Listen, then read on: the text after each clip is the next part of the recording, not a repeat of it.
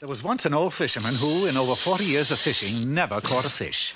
Because of this, he was forced to live, with his wife, in a miserable little hovel close by the sea. But though they were very, very poor, he was very, very happy. But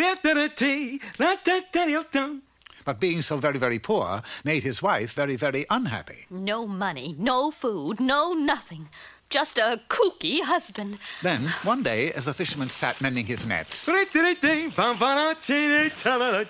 alas, poor husband, you must surely be addle-headed. Why do you say that? Why else would you be so happy when we're so poor? Yeah, it does seem kind of silly, doesn't it? But you just wait. Someday I'm going to catch a fish, and then things will be different. The old fisherman didn't know it then, but things were to be very different very soon. For the next day, when he hauled in his net... Wow, I finally did it. I caught a fish. I caught a fish. Yes, it was a fine, big fish. And a most unusual fish, to say the least, for it spoke to him. How do you do? Oh, hello there. You know, you're the very first fish I ever... What'd you say? I said how...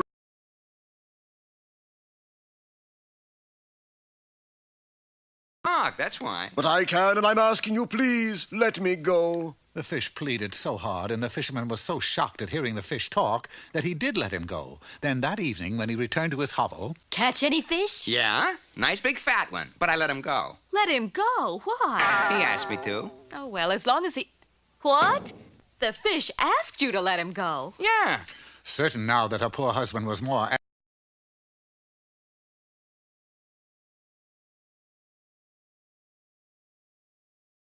Oh, a talking fish indeed. Look, he did talk to me, and I can prove it. Early the next morning, the fisherman returned to the spot where he had caught the fish and called out loudly, "Talking fishy in the sea, please come up and talk to me." With that, the big fish returned to the surface and said, You called? Yeah, my wife thinks I'm addle-headed because I heard you talk. Please come home with me so I can prove you do. Very well. You did me a favor, so I shall return it. Let's go. The fisherman quickly took the fish back to his hovel, but his wife was nowhere to be seen. So he put the fish into their bed to keep him warm and set off in search of her.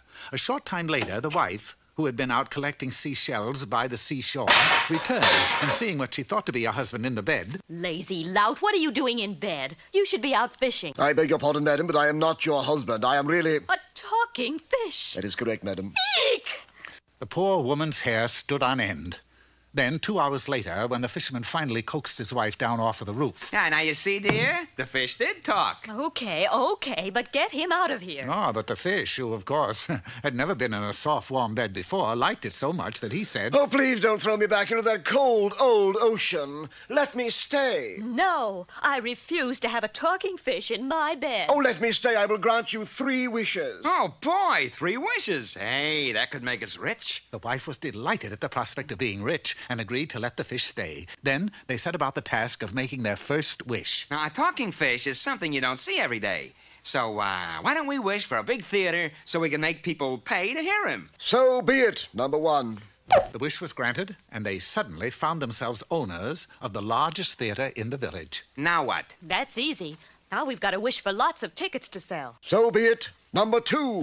The wish was granted, and they now had thousands of tickets. Everyone in the country wanted to hear the talking fish, so in no time at all, every ticket was sold. Oh, boy, look at the money. Oh, we're rich at last.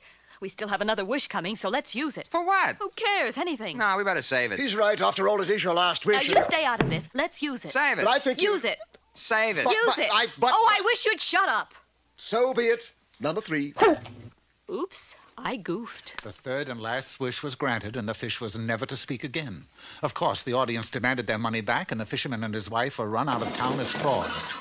Poor, once again, they returned to their hovel, where several days later, a strange thing happened. For a small cat wearing boots approached them, and... Howdy! That cat! It talked! Right. You see, I'm... But before the little cat in the boots could continue, the fisherman and his wife tied a gag around his mouth, and he could not say another word. Which is just as well, dear friends, for Puss in Boots is another story.